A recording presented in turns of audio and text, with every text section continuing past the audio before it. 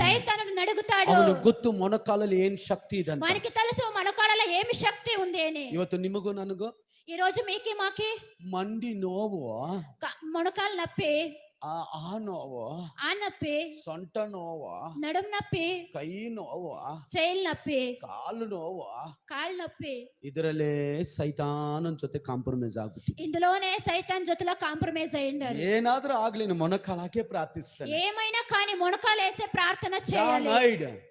John ನೈಡ್ గారు ಅವರು ಮೊಣಕಾಲಾಕಿ ಪ್ರಾರ್ಥನೆ ಮಾಡ್ತಾ ಇದ್ರು. అతడు జాన్ నైడ్ గారు మొనకాలు వేసి ప్రార్థన చేస్తా ఉండ్రి. 1 ಗಂಟೆ, 1 గంట, 2 ಗಂಟೆ, 2 గంటలు, 3 ಗಂಟೆ, 3 గంటలు, 4 ಗಂಟೆ, 4 గంటలు, ಎಷ್ಟು ಗಂಟೆ ಆಗುತ್ತೋ ಗೊತ್ತಿಲ್ಲ ಅವರಿಗೆ. ఎన్ని గంటలు అవుతుందో తెలియదు వాళ్ళకి. ಅವ್ರನ್ನ ಎಬ್ಬಿಸಬೇಕಂದ್ರೆ వాళ్ళ లేపియాలంటే ಯಾರಾದ್ರೂ ಇಬ್ರು ಬಂದು ಹಿಂಗ ಕೈ ಹಿಡ್ಕೊಂಡು ಎಬ್ಬಿಸಬೇಕು.